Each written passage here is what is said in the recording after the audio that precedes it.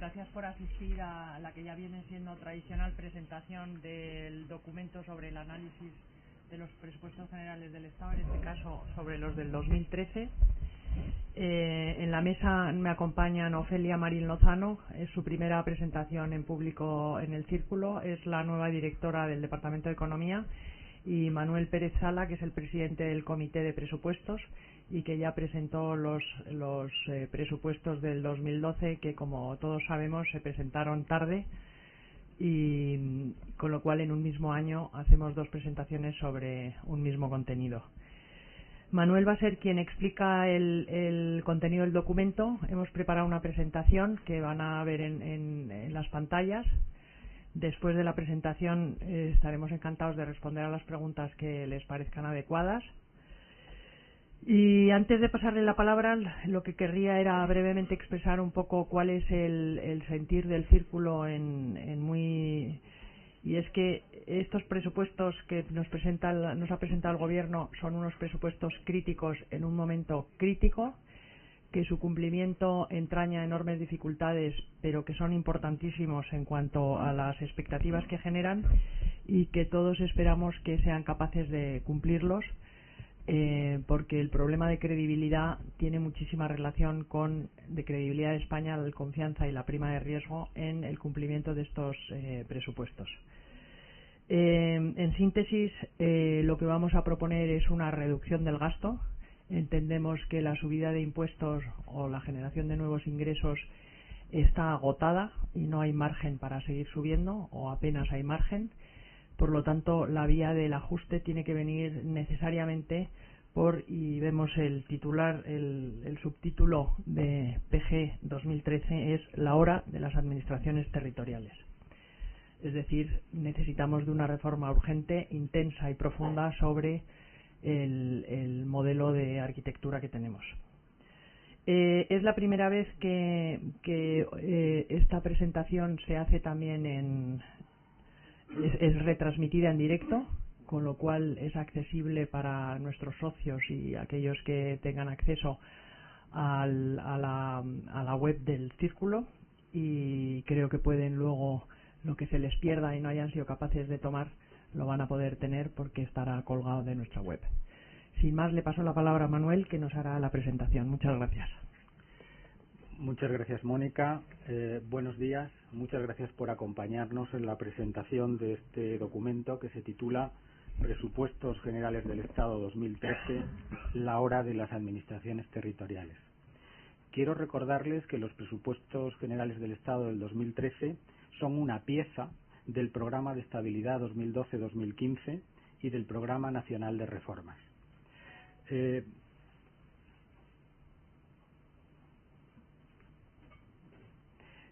Antes de entrar en la descripción detallada del documento, queremos hacerles un breve resumen de las claves de contenido de nuestro documento.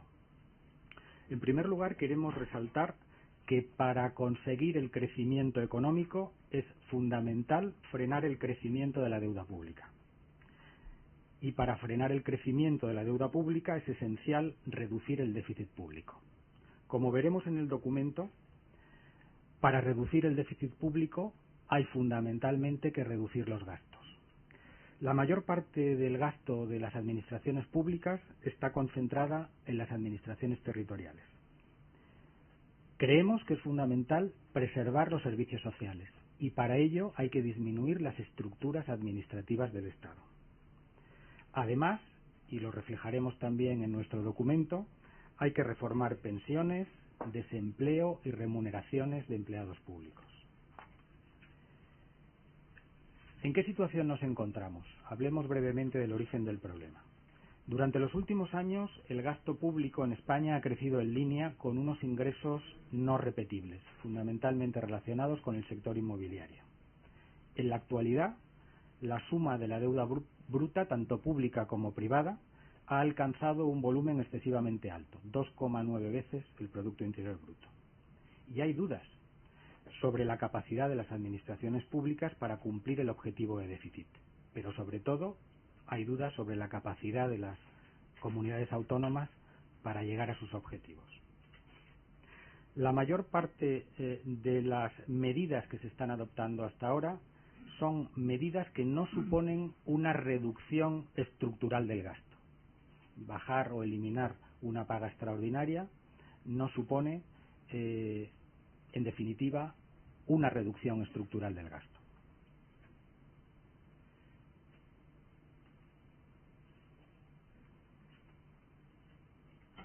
Disculpen ustedes porque he tenido un pequeño desfase, gracias Juan, en la presentación de las transparencias. Pasamos a describirles muy brevemente las principales líneas de los presupuestos generales del Estado del 2013. En primer lugar, el escenario macroeconómico en el que se fundamentan los presupuestos nos parece optimista. Es un escenario de decrecimiento de la economía española del 0,5, cuando el consenso internacional está cerca del menos 1,1%. En estos presupuestos, los presupuestos consolidados, suben los ingresos un 0,9%, alrededor de 2.300 millones de euros, y suben los gastos un 2,2%, 6.600 millones de euros. Aunque bien es cierto que esta subida de gastos es un conjunto de sumas y restas cuyos elementos fundamentales son los siguientes. Suben las pensiones un 4,7%, alrededor de 5.300 millones de euros. Suben, como les adelantábamos al inicio de esta presentación, los intereses de la deuda, 9.700 millones de euros, y bajan el resto de gastos un 5,4%. Un total de 8.400 millones de euros. En conjunto, suben los gastos 6.600. Por tanto, y viendo el desmesurado incremento del coste financiero de la deuda, es fundamental frenar el crecimiento de la deuda pública. Y como veremos más adelante, para ello es fundamental reducir el déficit público. Hablaremos, en esas medidas que les vamos a proponer de reducción de déficit público, de reformar las administraciones territoriales, el empleo público, la sanidad y la educación, simplificar y racionalizar la estructura administrativa y reformar el sector público empresarial. En definitiva, esta reforma solamente tiene un objetivo, que es sentar las bases del crecimiento económico. La deuda pública española se ha duplicado en los últimos 4 años. Lo preocupante no es el volumen total de la deuda. De hecho, si comparamos España con otros países, vemos que nuestro nivel de endeudamiento no es excesivamente alto. Lo preocupante es el ritmo de crecimiento de la deuda pública española, que nos podría llevar en muy poco tiempo a una situación de desequilibrio. El coste nominal de la deuda, como todos ustedes saben, es muy alto. Y hay 2 razones para que ese coste sea tan alto. Factores externos, que se refieren a la situación de inestabilidad del euro, pero también, y muy importantemente, factores internos, como son la falta de confianza en la capacidad del Estado o de las administraciones públicas para controlar el déficit. Cualquier solución que planteemos para reducir el volumen y el coste de la deuda pasa por reducir el déficit público. ¿Cómo se puede reducir el déficit público? Evidentemente hay 2 posibilidades, subir los impuestos o reducir los gastos. Pero las subidas impositivas están prácticamente agotadas. Lo que ponen de manifiesto estos presupuestos es que la subida de los tipos impositivos está provocando una caída de las bases imponibles. Al mismo tiempo, las subidas de impuestos detraen recursos de la economía privada, que en definitiva será el motor de crecimiento y creación de empleo de nuestra economía. Por lo tanto, es fundamental reducir el gasto. Y para reducir el gasto hay que mirar sin ningún tipo de prejuicios las principales partidas que lo constituyen. La reforma de las pensiones, la lucha contra el fraude, la reducción de la masa salarial y la reforma de las administraciones territoriales. Cuando hablamos de reforma de pensiones, hablamos de adelantar el programa, perdónenme ustedes por la complicación de la frase, adelantar el programa de retraso de la edad de jubilación, relacionar las pensiones con la vida cotizante del beneficiario y no recurrir a incrementos discrecionales de pensiones en situaciones económicas muy difíciles. Cuando hablamos de lucha contra el fraude en el desempleo, hablamos de perseguir prácticas que van en perjuicio de todos. Con relación al empleo público, queremos señalar que el empleo público ha crecido mucho durante nuestra democracia. Hemos pasado de 800.000 empleados públicos en el año 1978 a más de 3 millones en la actualidad. Pero además debemos decir que 3/4 partes de los empleados públicos están en las administraciones territoriales. Excluidas las prestaciones sociales, las pensiones y el servicio de la deuda, los sueldos de los empleados públicos suponen alrededor del 50% del gasto. Luego, no podemos hacer ninguna reforma que no pase por contemplar una reforma de la masa salarial de las administraciones públicas. ¿Qué queremos decir cuando hablamos de reforma de la masa salarial? Hablamos de reducir estructuras administrativas, de minimizar la tasa de reposición de empleo público a lo estrictamente imprescindible. Hablamos de adaptar los sueldos del sector público a condiciones de mercado y hablamos también de flexibilizar el estatus de funcionario. En nuestro documento hacemos, como creo que es conveniente en muchas ocasiones, un estudio comparado de el estatus de funcionario español con el de otros países de nuestro entorno. Porque España compite con estos países y tiene que tener unas estructuras de gestión similares para poder competir de forma eficaz. En primer lugar, en el resto de Europa, el concepto de funcionario es diferente. El empleado público no tiene por qué ser un empleado para toda la vida. Están sujetos a condiciones disciplinarias, de productividad, incluso de despido en determinadas circunstancias objetivas recogidas por la ley, y se reserva, sobre todo, el estatus de funcionario a determinadas funciones, determinados colectivos que se entiende que deben recibir específicamente ese estatus. Estamos hablando de jueces, diplomáticos, fuerzas y cuerpos de seguridad del Estado. En definitiva, restringir la función funcionarial a determinados colectivos. También hablamos de flexibilizar el estatus de funcionario en general, lo cual permitiría aumentar la capacidad del Estado para adaptarse a las circunstancias como las que estamos viviendo en este momento. Queremos también hacer una mención sobre sanidad y educación. Creemos que debemos trasladar un mensaje a la sociedad española y cambiar el concepto de servicio público que tenemos. En general, los ciudadanos piensan que el servicio público es un servicio gratuito prestado por funcionarios o por empleados públicos. Creemos que ese concepto debe cambiar y se debe entender el servicio público como un servicio asequible para todos los ciudadanos en condiciones equitativas y prestado en condiciones públicas o privadas. Se trata de que los ciudadanos tengan un buen servicio asequible para todos. Y en ese sentido también creemos interesante fomentar las fórmulas de copago con las protecciones necesarias de los colectivos desfavorecidos. En sanidad acabamos de publicar muy recientemente un documento en el que proponemos una serie de medidas para la reforma del sistema sanitario. Les resumimos muy brevemente algunos contenidos importantes, aunque ustedes pueden encontrar en ese documento estos contenidos detallados con total extensión. Hablamos de que es importante tener un sistema de cuentas y control de cuentas centralizado. Hablamos de que debe haber organismos independientes que permitan a las comunidades evaluar las tecnologías médicas y las inversiones en tecnologías médicas, que va a ser uno de los grandes conceptos de gasto que van a afectar a la sanidad española durante los próximos años. Hablamos de que es importante aumentar la autonomía de gestión de los centros sanitarios, flexibilizar el personal, integrar áreas de asistenciales primaria y secundaria, aumentar la competencia, facilitar la capacidad de elección, en definitiva, gestionar mejor los recursos sanitarios que tenemos. Y también hablamos del copago selectivo. Quiero recordarles que hay muy pocos países en nuestro entorno donde no exista copago en prestaciones y servicios médicos fuera de lo que es la farmacia, es decir, los medicamentos.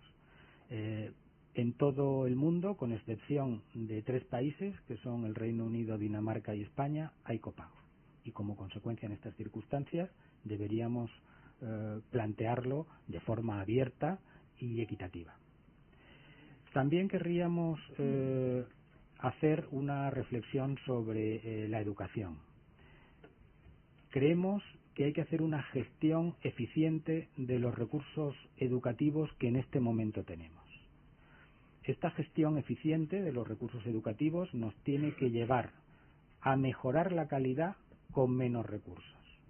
De hecho, invertimos una buena cantidad de dinero en educación y, sin embargo, obtenemos uno de los peores resultados comparados con otros países que existen en la Unión Europea.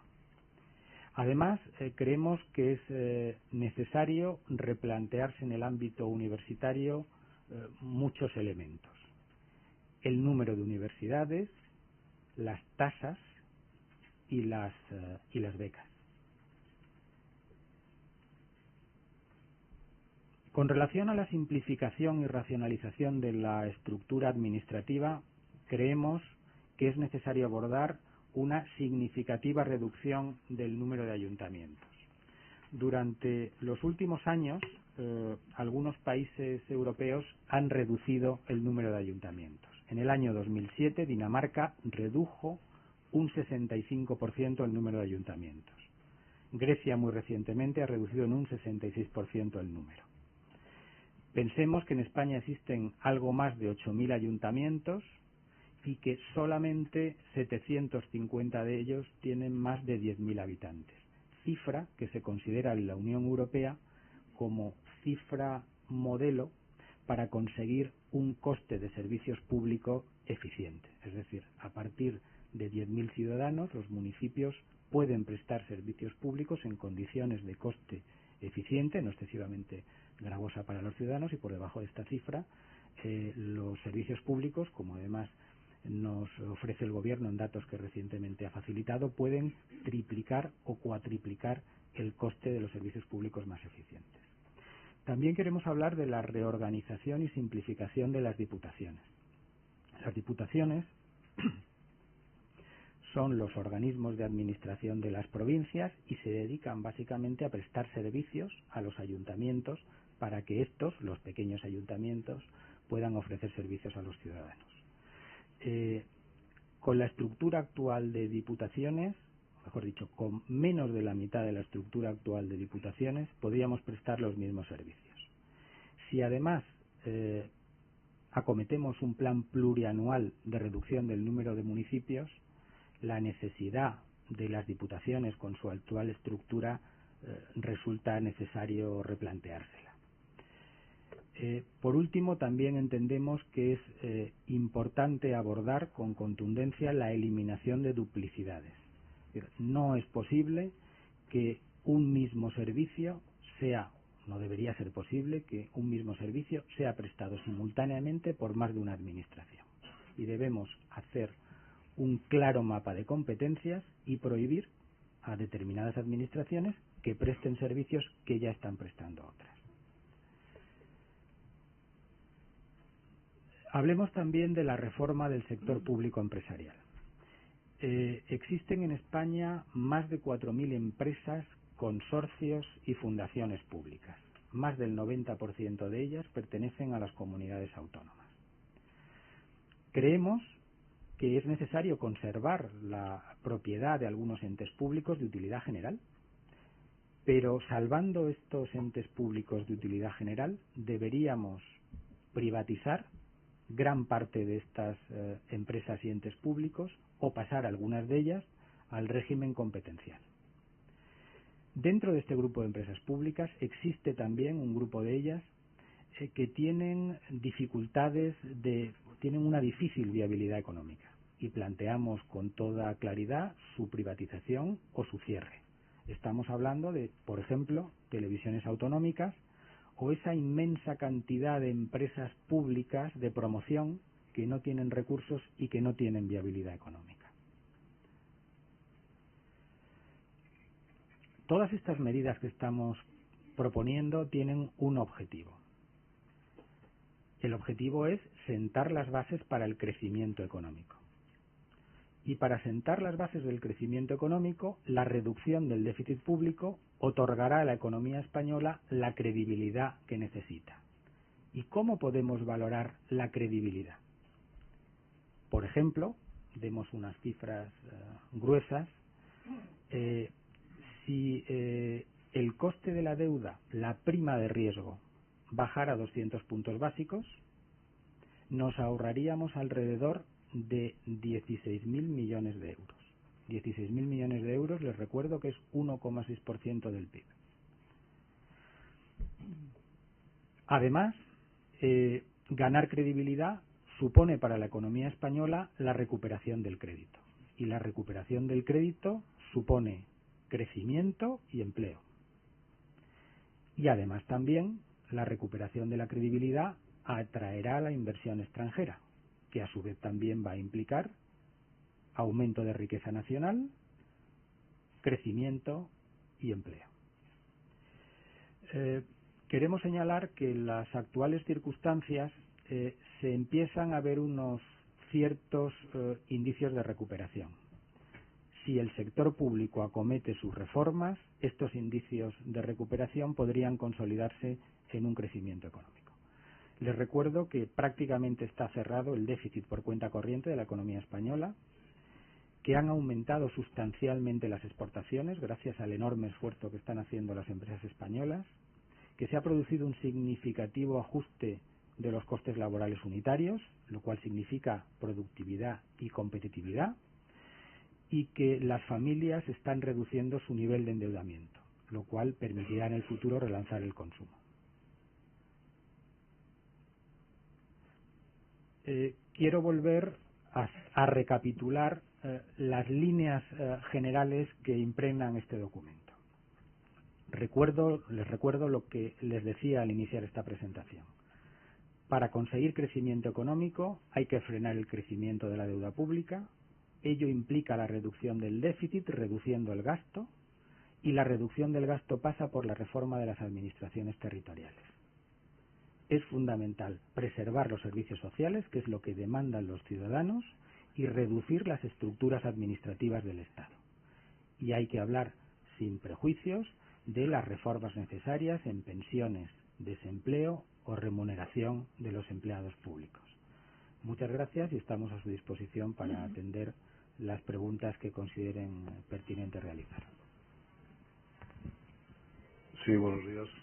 Al hablar usted de las pensiones ha hecho 3 apartados, adelantar el retraso y demás, y un tercer punto que no me ha quedado muy claro, pero supongo que será interpretable como que el Gobierno no debería de revalorizar las pensiones en una situación como la que estamos y la que se va a vivir el próximo mes de noviembre. ¿Es así? Gracias. Efectivamente, es decir, queremos señalar que las pensiones españolas no son unas pensiones altas, que permanentemente tendremos la preocupación de subirlas cuando sea posible, que la subida de estas pensiones debe estar relacionada con el crecimiento, por ejemplo, de la economía o con el saneamiento de las propias finanzas públicas y con la propia productividad de la economía, y que en las circunstancias actuales una subida del 1% pues es una subida que supone una enorme carga para las arcas públicas. Sí, buenos días. Hola, aquí. Israel García, juez de 13 Televisión. Quería preguntarles 2 cosas. La primera, querría saber que me contestaran ustedes si a la gente, digamos, se le han subido los impuestos, en fin, se han incumplido una serie de motivos. ¿Por qué no se acomete ese impacto sobre la administración pública? ¿Por qué no se reforman las administraciones? ¿Qué es lo que impide a las comunidades autónomas y al Estado abrir, digamos, ese melón? Y luego, si hablábamos de que los funcionarios públicos, empleados públicos, suponen más de 3 millones de personas, si tienen ustedes establecido de toda esa cantidad, de todo el volumen, ¿cuántos sobrarían? Gracias. Contestando a su primera pregunta, decirle que algunas de las propuestas que estamos haciendo ahora están incluidas dentro del Plan Nacional de Reformas aprobado antes del verano. Yo entiendo que si esto no se ha abordado hasta ahora ha sido porque habría problemas urgentes que tratar con antelación. Lo que sí les puedo decir es que estas reformas son ineludibles y urgentes. Hay que acometerlas cuanto antes. Y en segundo lugar, el número de empleados públicos que puedan sobrar en la Administración va a depender fundamentalmente del programa de reformas que haya que iniciar. Por ejemplo, si centralizamos, racionalizamos las oficinas de defensor del pueblo, de determinados servicios, de televisiones, evidentemente habrá empleados públicos que sobrarán en el sistema, pero dependerá de las decisiones que se tomen. Sí, buenos días. Soy Calvar de la agencia Colpisa. Tenía dos preguntas. En primer lugar, en las claves que nos ha dado al final figuran la reforma de pensiones, la remuneración de los empleados públicos y una tercera que no ha especificado con el mismo detalle que las demás, que es la reforma del desempleo. Quería saber, a su juicio, lo que hay que respetar. Sí.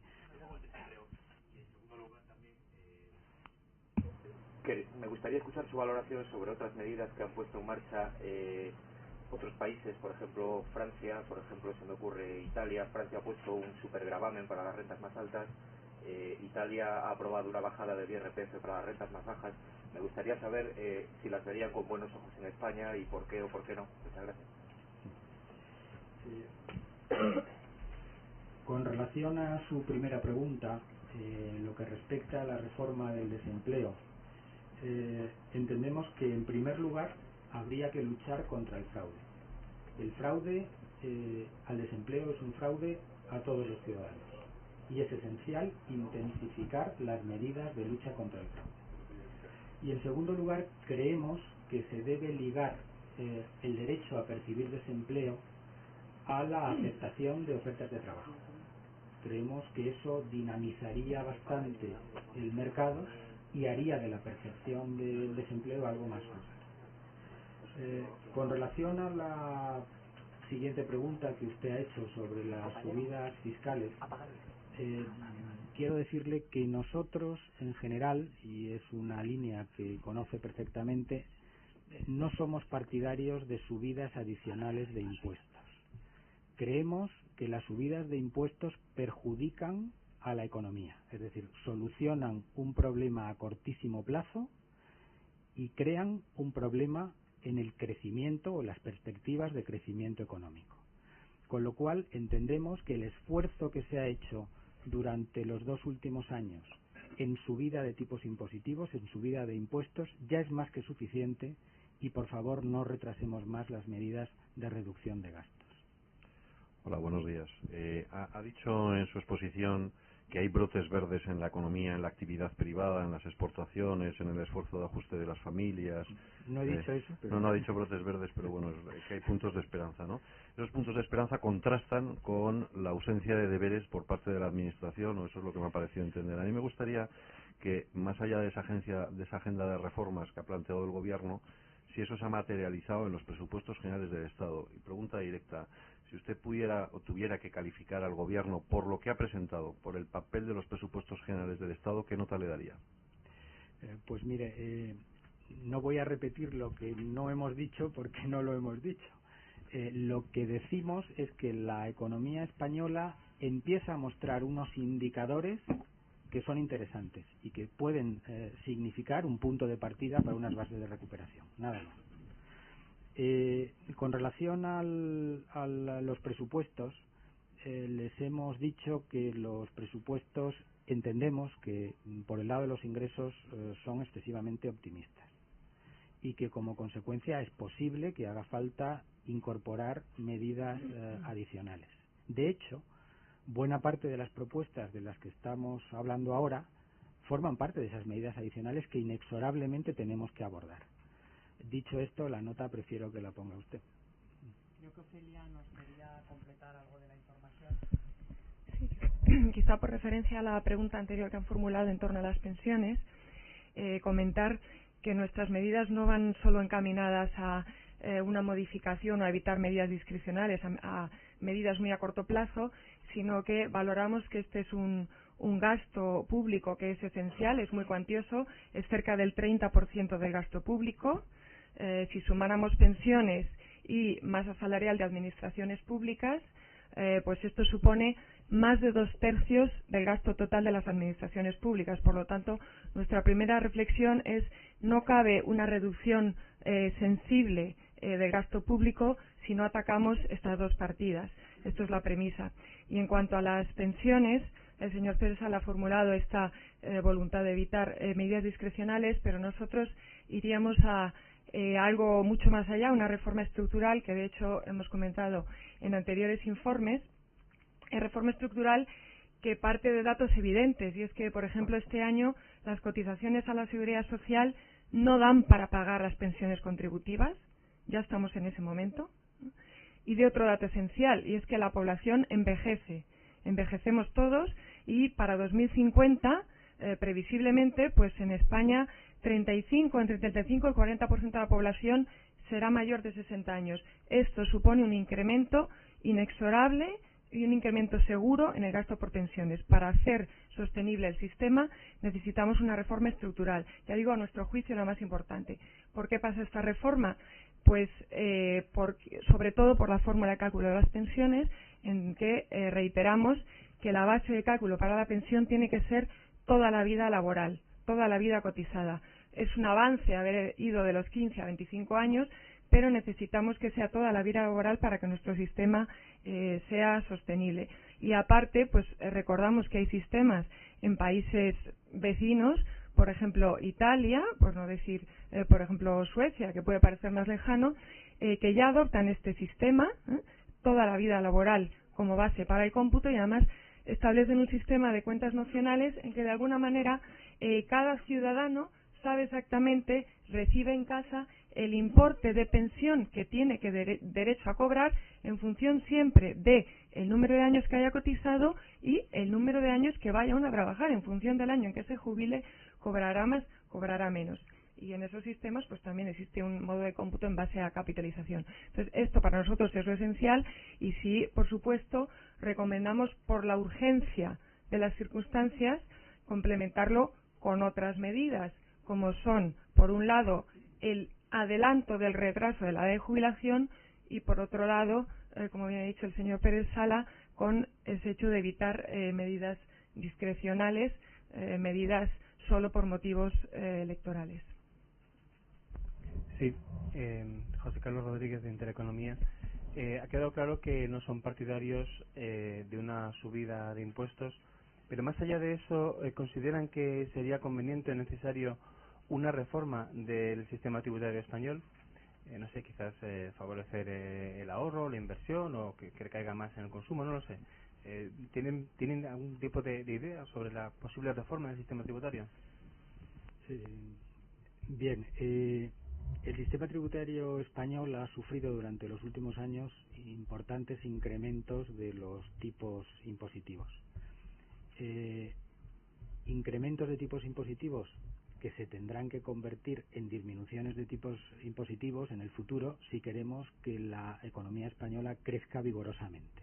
Luego esperamos ese crecimiento para que se produzca una rebaja de los costes fiscales. Pero además esperamos una reforma importante, y es algo que se había prometido antes del verano y no se ha cumplido. El gobierno prometió subir el IVA y bajar las cotizaciones sociales, y todavía estamos esperando la rebaja de las cotizaciones sociales. Rebaja que crea un efecto de disminución del coste laboral, que aumenta la productividad y favorece las exportaciones. No pedimos una rebaja de las cotizaciones sociales porque sí, la pedimos porque creemos que favorecerá la competitividad de la economía española, y esperamos que cuando sea posible esa rebaja se produzca. Yo creo que en el mundo de los impuestos es importantísima la comparación internacional. En España lo que realmente se necesita para crear empleo es mayor inversión. La inversión no puede venir del sector público español endeudado, el sector privado español enormemente apalancado, y la única fórmula de generar atractivo a la inversión es generar un régimen fiscal o un ecosistema fiscal en todos sus elementos, sea imposición directa, imposición indirecta, que sea atractivo. y en ese atractivo nos van a comparar con los países del entorno. Entonces, en la medida en que uno incrementa el tipo medio efectivo, tanto en sociedades como en IRPF, y hace referencia a la pregunta que se hizo anteriormente, estamos alejándonos de ser un país atractivo. Si queremos crear empleo, necesitamos atraer inversión. Si queremos atraer inversión, tenemos que hacerles amigable esa inversión, porque nos van a comparar con Irlanda, con Lituania, con Chequia, con Polonia, con Turquía, y esos son los países. Entonces, la capacidad de subir los impuestos es una medida muy cortoplacista, en cuanto que genera una subida de ingresos inmediata, pero a medio plazo lo único que hace es reducir el número de empresas que tributan en el país, igual que el número de personas. Entonces, las fugas de bases imponibles cada vez son más rápidas y cada vez son más reactivas. Y ignorar el que formamos parte de un mundo global y pensar que podemos manejar la base imponible, el número de bases imponibles, es una quimera que ha llevado a muchos países a un fracaso. Entonces, subir los impuestos normalmente lo que consigue es reducir los ingresos tributarios. Eso en cuanto a IRPF y sociedades. En cuanto al IVA, el IVA, la composición y la estructura del IVA española es muy mejorable. En España se ha utilizado el IVA, que se supone que es un impuesto objetivo, de manera introduciendo enormes elementos de progresividad, puesto que se le ha acusado de regresividad. Para evitarlo tenemos unos tipos variados y con unos rangos muy altos. Efectivamente, en la última reforma se ha modificado y se han aproximado a las medias europeas, pero es justamente la única en lo que realmente nos diferenciamos del resto de Europa. Y en el tercer elemento, que es un impuesto, aunque le llaman cotización social, es un impuesto sobre el trabajo, tenemos un recorrido a la baja, como decía Manuel Pérez Sala, enorme. Y si hacemos análisis comparativo, volvemos a nuestros países de entorno, vemos que hay unos impuestos al trabajo enormes que se añaden a barreras de salida que todavía son muy superiores a la media europea, con lo cual tenemos ahí un recorrido de modificación muy grande. No sé si Ofelia querías.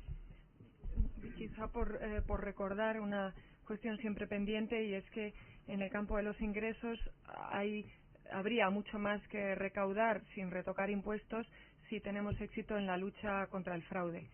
Tenemos una muy buena agencia tributaria y tenemos la evidencia de que en muchos ámbitos de la economía española pues hay actividad sumergida o semisumergida. Comentando acerca del IVA, por ejemplo, que acaba de mencionar la presidenta, pues en España tenemos una recaudación por IVA que es del orden del 5% del PIB, mientras que la media europea supera ligeramente el 7% del PIB, y en los países nórdicos se eleva al 10% del PIB, ¿no?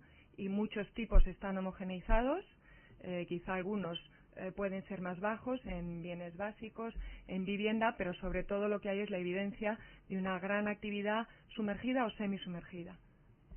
Hablando del fraude, aparte de luchar contra el fraude, lo que habrá es que analizar las causas del fraude, porque no creo que a nadie, no creo que a nadie le guste estar en la economía sumergida.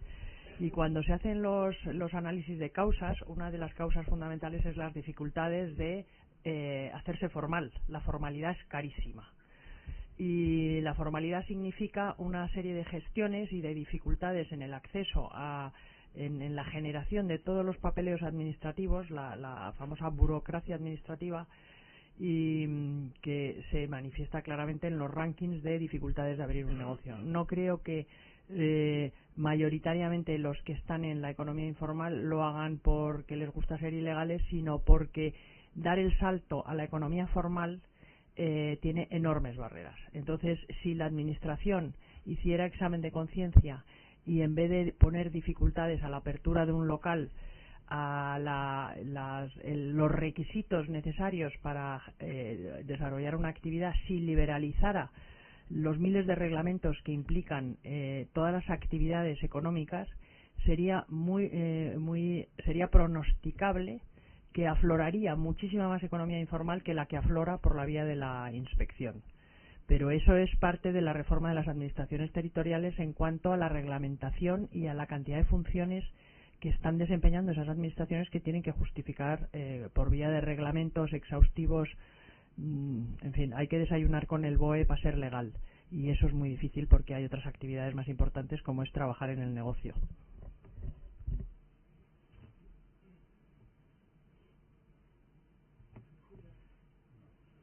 Ahora. Sí, no, yo quería decirle al señor Manuel Pérez Sala, a lo largo de su exposición solamente ha utilizado la palabra empleo 2 veces, y son muchas las veces que ha utilizado la palabra sanidad, que yo lo voy a decir aunque usted no haya dicho estas palabras: recortes de sanidad, recortes de desempleo, recortes de salarios de funcionarios, recortes, siempre recortes a los más débiles.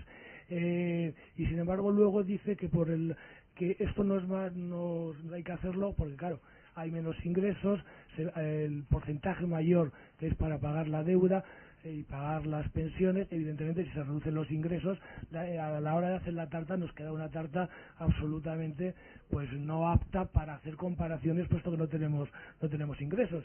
Y la política de recortes de los 2 últimos años es la que ha llevado hasta aumento del paro y falta de ingresos. Ahora, si seguimos incidiendo en esta misma política, no corremos el peligro de entrar en una alternativa diabólica del cual de ninguna manera se ve la salida, porque a más recesión, más paro, más recesión, cuando se ve o se demuestra o se sabe que toda economía solo marcha cuando hay ingresos procedentes de las rentas del trabajo y del capital. No hay otra, no conozco otra fórmula, y no las economías subvencionadas.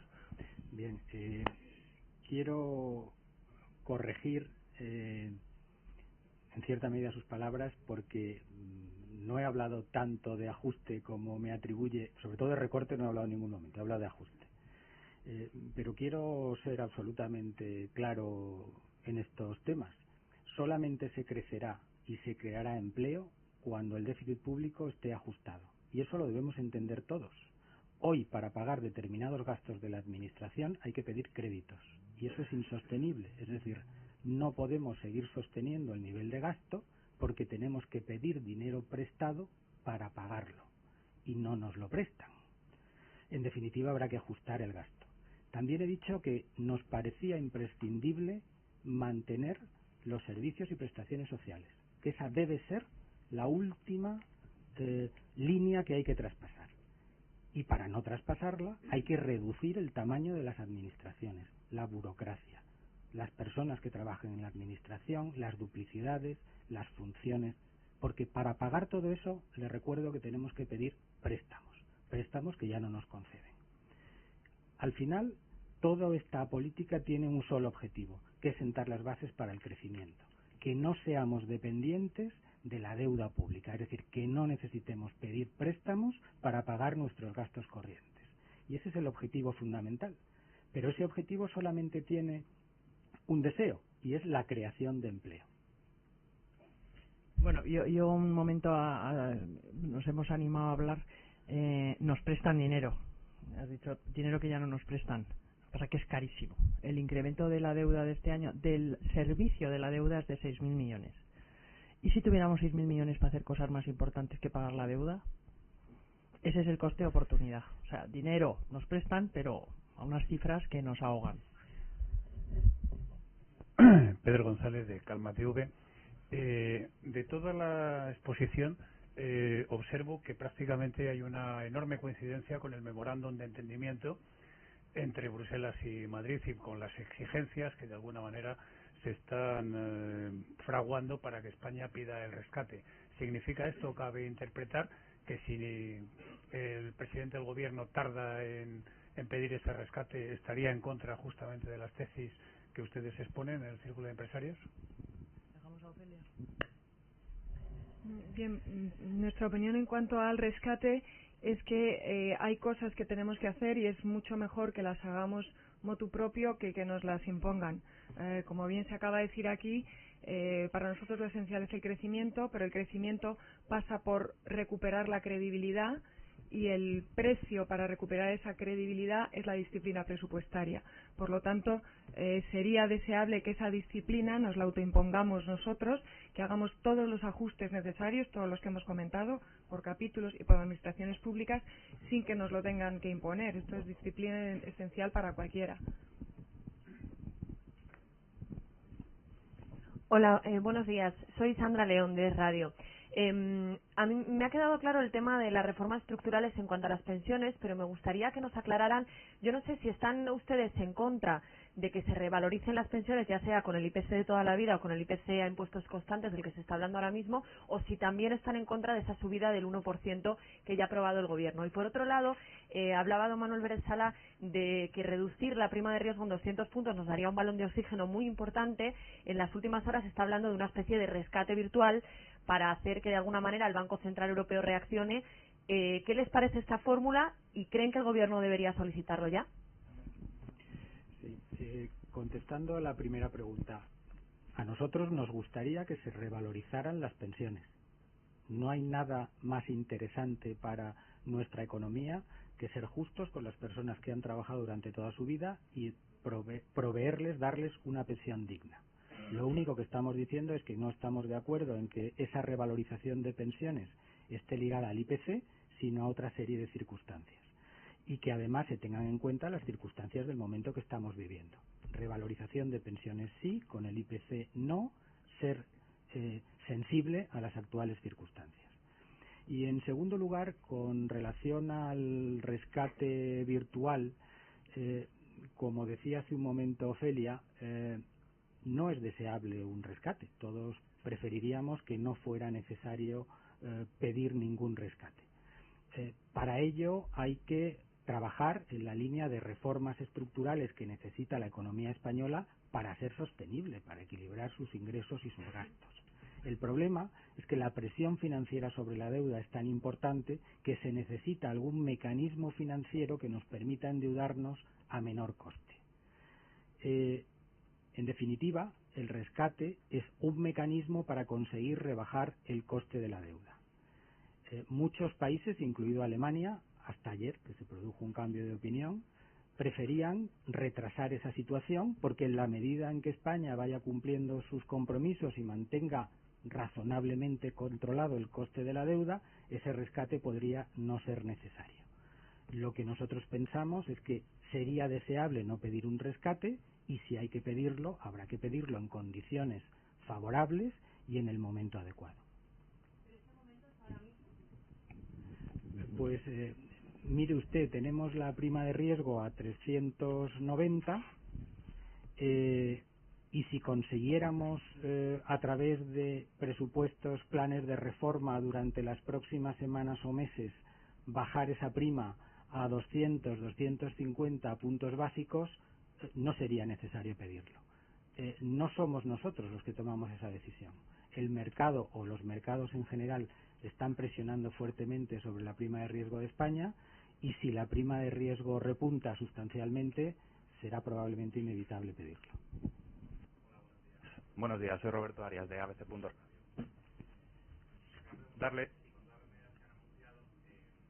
Suponen que el déficit no se va a cumplir ni este año ni el que viene, eso es lo que entra en sus cálculos, que no vamos a llegar ni al 6,3 ni al 4,5. Y una segunda pregunta me gustaría de la Cobo Calleja, desde el punto de vista de los empresarios. Gracias. Sobre la primera pregunta, decirles, y ya les hemos anunciado, que entendemos que las previsiones macroeconómicas de los presupuestos son optimistas, lo cual nos indica que habrá que tomar medidas adicionales que estamos proponiendo. Si se actúa con contundencia y con celeridad, los objetivos de déficit se pueden cumplir, pero hay que trabajar duramente en ello. Este conjunto, este plan de reformas, hay que ponerlo en práctica cuanto antes. Si se pone en práctica, creemos que se cumplirá el objetivo presupuestario de este año y del año que viene y del año siguiente. Con relación a la segunda pregunta, yo no tengo... Yo creo que hemos contestado antes hablando del fraude. Hay que combatir el fraude y lo que ha ocurrido en este grupo, me parece que es la operación Imperio o Operador, es evidente, era un fraude y es algo que lo único que hace es destruir empresas que son legales. Entonces todos los empresarios estamos en contra de aquellos que incumplen las normas.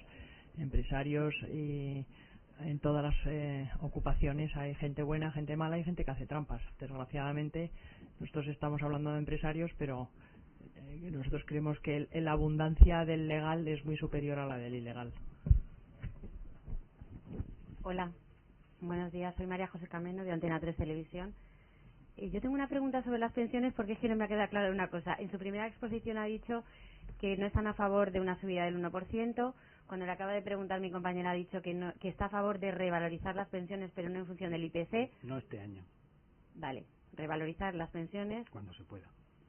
O sea que no están, que ni el 1% ni el IPC. No toca este año.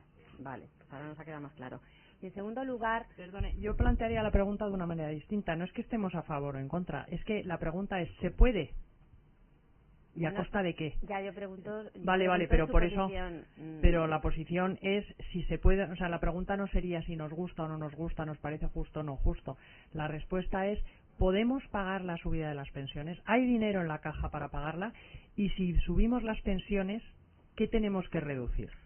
¿Cuál es el coste de oportunidad? Entonces, cuando yo creo que Ofelia hacía referencia a los grandes capítulos de gasto, estamos hablando de sanidad, educación, pensiones, sueldos públicos y la última, que no es variable en la que nosotros influyamos, que es el interés de los intereses de la deuda, es el dinero que hay es el que hay, ¿cómo lo repartimos? Si subimos las pensiones, ¿qué otras cosas hay que hacer? Ese es el tema, ¿se puede o no se puede? Más que si apoyamos o no apoyamos.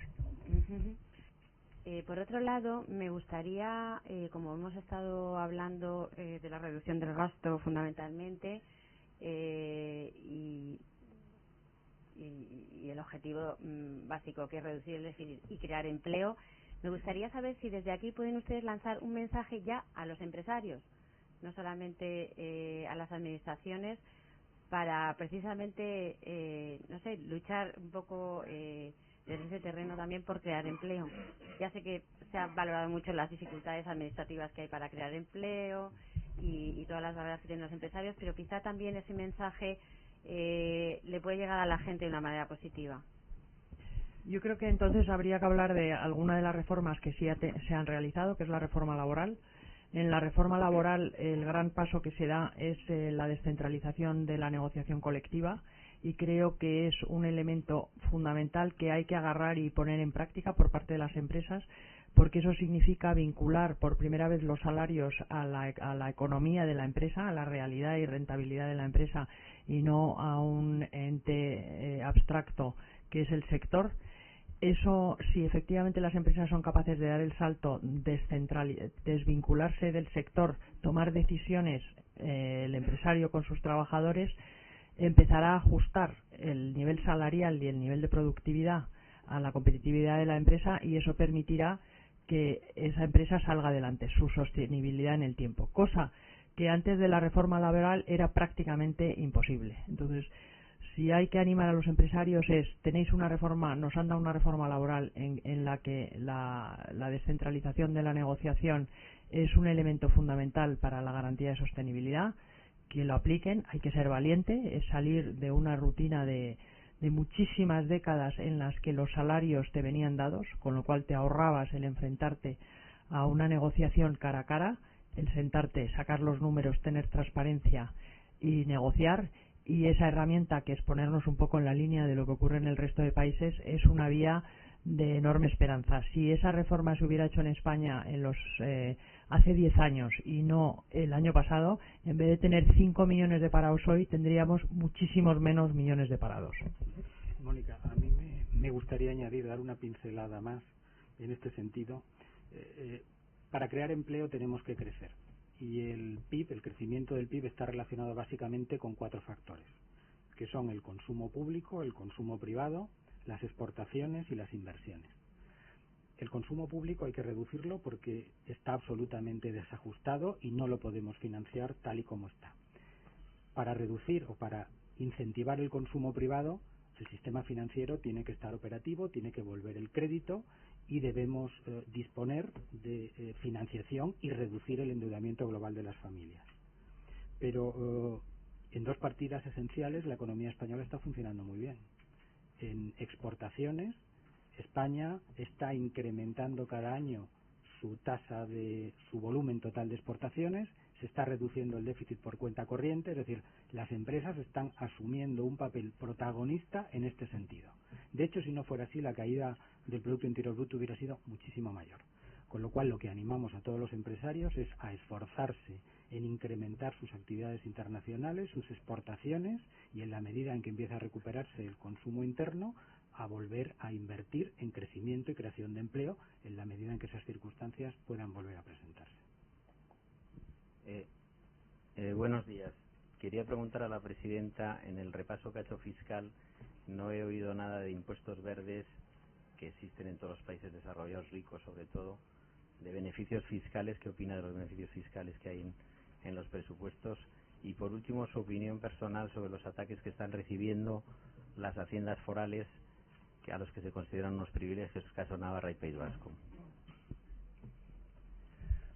Con respecto a los impuestos verdes, supongo que es lo que se han guardado en el bolsillo el gobierno para ser de donde tiran en la próxima, si tienen que ajustar, es decir, si a lo largo del paso de los meses no se va cumpliendo la perspectiva, supongo que es por donde irán. Y efectivamente, ahí, si hacemos comparaciones internacionales, el rango es muy amplio, pero hay recorrido. ¿Cuál era la segunda pregunta? Los beneficios fiscales. Sí, y la mejora entre IVA y IRPF, pero yo creo que las haciendas forales, sí. Las haciendas forales tendremos que abrir el melón de la Constitución, no por las haciendas forales, sino por el problema que tenemos ahora mismo de la desestructuración, de la desintegración de la voluntad de desintegración que tenemos ahora mismo. Las haciendas forales no creo que son reversibles, no creo ni siquiera que esté planteado que sean reversibles, y el problema es que cuando en una Constitución y en un desarrollo constitucional se contemplan excepciones, las excepciones siempre generan impulsos de los que han sido discriminados negativamente a una petición formal de parecerse al que más tiene. Pero no creo que el problema esté en las dos haciendas forales, sino en el reparto del pacto fiscal del resto de aquellas que no están incluidas. En cuanto a beneficios fiscales que preguntaba, bueno, nuestra postura general es conocida.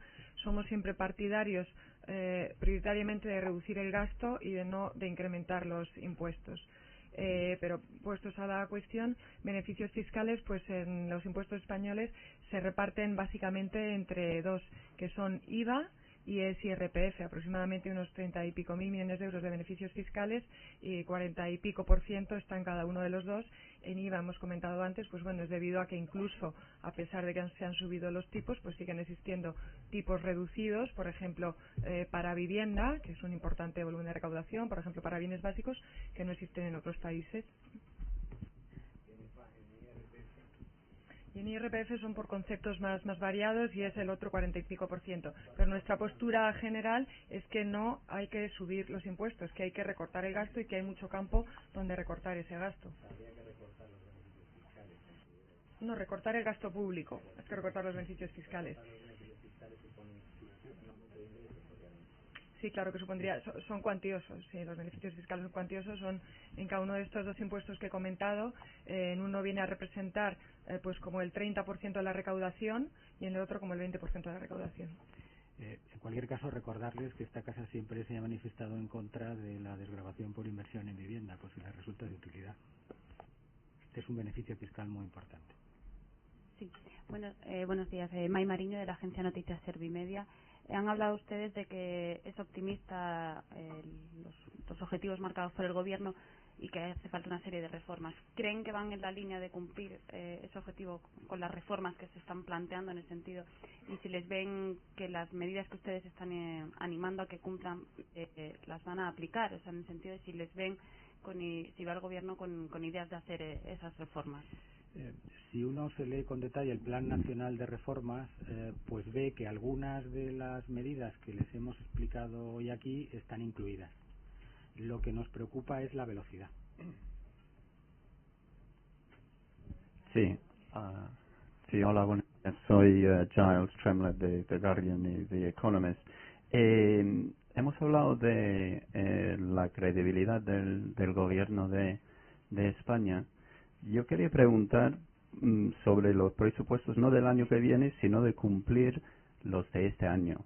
Y si ustedes creen que se van a cumplir los objetivos, sobre todo de déficit, y si no es así, si hay que tomar medidas adicionales, ¿cuál es la importancia en este momento de cumplir ese objetivo? Mire, los objetivos de déficit de este año deberían cumplirse. Es decir, nuestra posición sería que deberíamos cumplir los objetivos de déficit. Hay que reconocer que hay un cierto retraso en el cumplimiento de estos objetivos, es decir, que hay una desviación presupuestaria negativa en este momento. La subida del IVA del 1 de septiembre tendrá un efecto compensatorio, tendrá un efecto positivo. Y si fuera necesario tomar alguna medida adicional, recomendaríamos que se tomara. Hola. Yo quería ver si nos pudieran hacer algo de pedagogía con lo del rescate virtual, porque no sé si lo he entendido muy bien. Y traduciéndolo a la figura del empresario. Uno acude al mercado, no le prestan muy caro, y entonces lo que le pide esa entidad financiera, en este caso el mercado, es que coja una línea de crédito para no utilizarla, y con eso ya se rebaja la financiación del próximo crédito. ¿Pueden explicar cuál es el sentido de coger un préstamo para no utilizarlo? En el mercado de financiación de riesgo soberano de un país existen dos mercados. El mercado primario, que es el mercado de las emisiones, y el mercado secundario, que es el mercado de la compraventa de bonos ya emitidos. En la actualidad, la prima de riesgo lo que está reflejando es un coste en la transmisión de títulos en el mercado secundario muy elevado. Evidentemente, cuando un Estado hace una nueva emisión, toma un tipo de referencia. Para un nuevo bono emitido se toma como referencia el mercado secundario, que tiene unos tipos altísimos. Bajar el coste de la deuda en el mercado secundario significa bajar el coste de la deuda en el mercado primario. Para bajar el coste de la deuda en el mercado secundario hemos pedido la intervención del Banco Central Europeo, que se ha manifestado favorablemente a intervenir de forma ilimitada en la compra de bonos en el mercado secundario en determinadas condiciones, pero ha puesto una condición, que es pedir el rescate. Como hemos dicho que el rescate no es deseable, preferiríamos no tener que pedirlo, pues hay personas que están tratando de hacer un ejercicio de imaginación para ver cómo conseguimos el beneficio de un Banco Central Europeo interviniendo en los mercados secundarios sin tener que recurrir al rescate en toda su amplitud. Y ese es el porqué de que se esté hablando de este rescate virtual, que como es en este momento una intención y no ha sido claramente explicitado, para mí tampoco tengo muchas más posibilidades de dar más detalles. Es decir, entiendo el porqué, pero no conocemos los detalles de ese rescate virtual. Mi nombre es Sara Olivo, soy de Hispanidad y mi pregunta es para doña Mónica de Oriol. Ha hablado antes de que a lo mejor convenía abrir el melón de la Constitución. Esto es en referencia a Cataluña. ¿Habría que conceder el pacto fiscal a Cataluña, lo que piden? ¿Cuál es su opinión? Yo creo que más que conceder o no conceder, lo que hay es que ver si 40 o 30 y tantos años después las cosas no han cambiado. Y la realidad es que en todos los países la dinámica de la historia te lleva a que tienes que ir adaptando tus leyes a la realidad.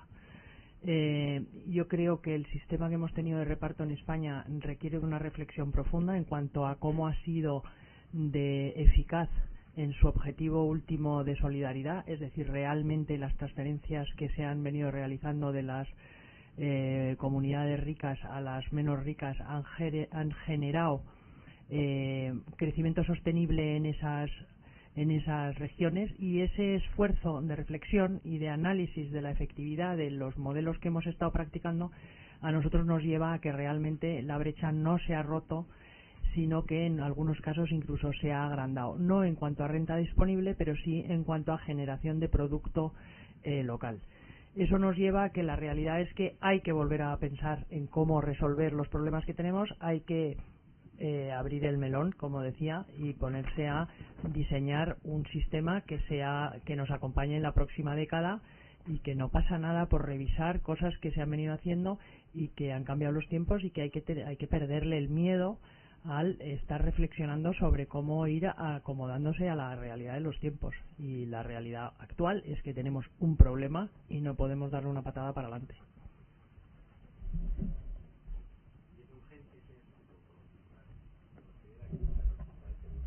Ponerlo en la mesa, desde luego. Ponerle plazo también. No sé si hay que resolverlo mañana, pero desde luego hay que ponerle el calendario clarísimo y además incluso la lista de temas a discutir. Y el estar diciendo no, vamos a empezar a estudiarlo el año que viene, lo único que está es agravando una situación que yo creo que es bastante crítica.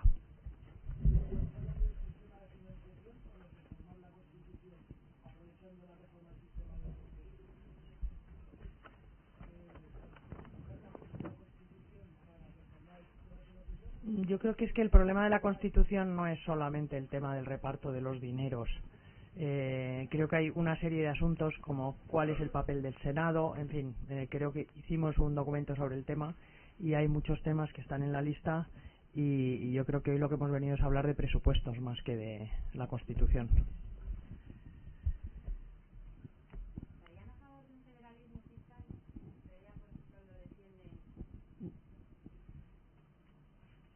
Yo creo que de verdad no es el momento. Estamos hablando de presupuestos, vamos a centrarnos aquí, vamos a sacar un documento sobre ese tema, pero cuando llegue el momento.